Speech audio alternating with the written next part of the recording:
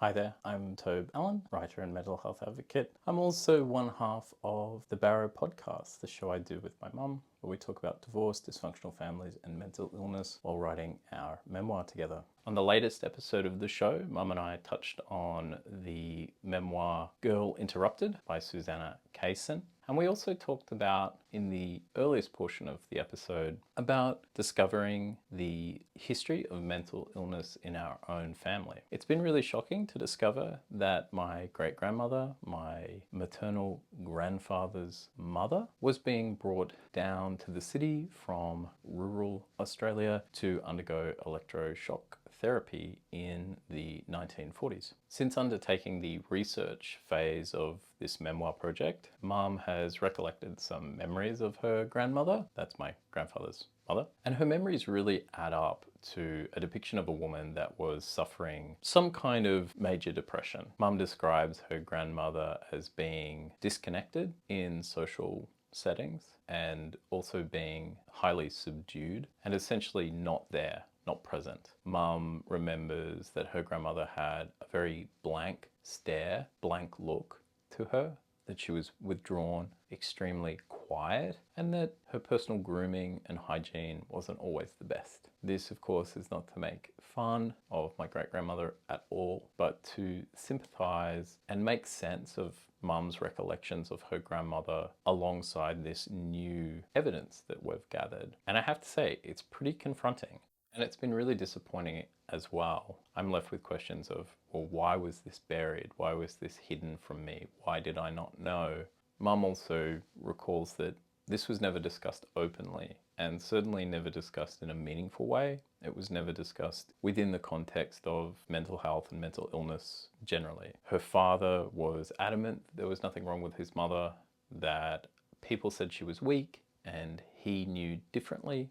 He was going to say that she was strong, and he was determined to project a strength and a health onto his mother that simply wasn't there. But the big problem, of course, is that he really mixed up his feelings about his mother's illness with this discourse about what is strong and what is weak. And so in an effort to evade the notion that his mother was quote unquote weak, which is to say ill, he was going to say that she was strong, which is to say not ill.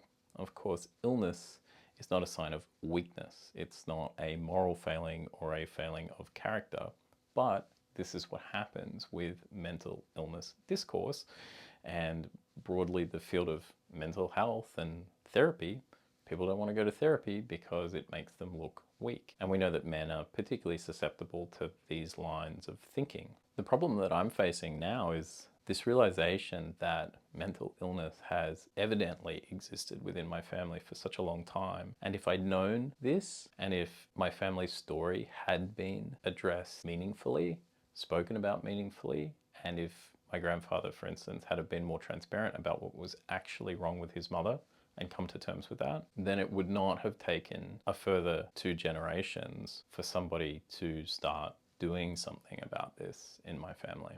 My grandfather treated his wife in much the same way. She was another person that had some signs of mental disturbance, ill health, but this was all paved over with, look at the bright side, you're lucky to have a good life, we have a good life, stop worrying about it, oh, don't say that, and so on. And then he went on to do the same with his daughter. And if you look at it just genetically, my mother is the product of my grandfather and grandmother. My grandfather's mother was so unwell that she was taking electroshock therapy. And his wife, Mum's mum, was always showing signs of a depressed personality and kind of a personality disorder of some kind. So naturally, Mum has had some significant mental health issues, and genetically those have been passed on to me as well. But because of this refusal to really see it for what it was, to accept it, and instead to go and bury it, it means that this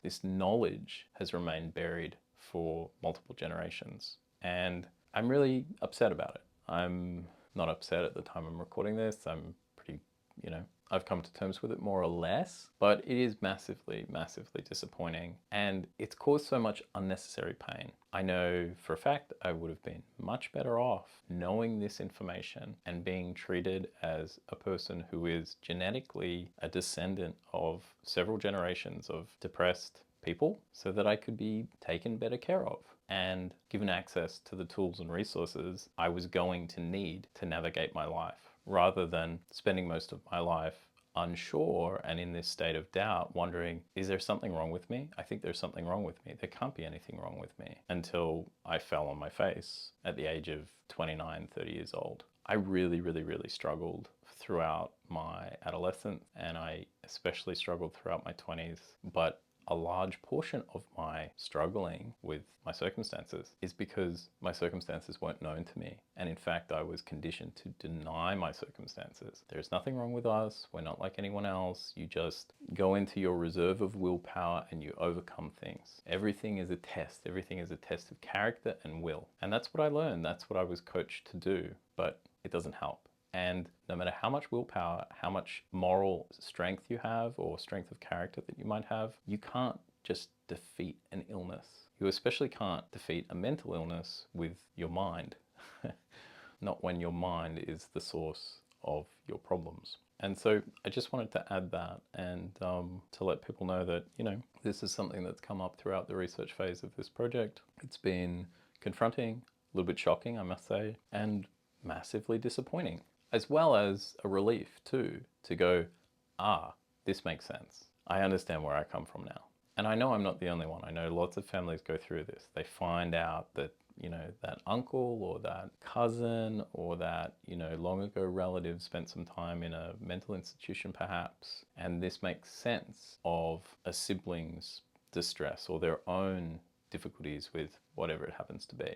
Burying this stuff doesn't do any real good long term. So bringing it up into the light is great, and I feel like I'm potentially capable of breaking a cycle now, which feels nice. I only wish that somebody had done it before I came along, because it would have certainly saved me quite a lot of distress and quite a lot of suffering. Feel free to share your own story if this is relatable to you in the comments below. And of course, if you like this, you will enjoy the Barrow podcast, so come check it out. Links and further information can be found in the description to today's video, as well as on the homepage of the YouTube channel. Until next time, bye.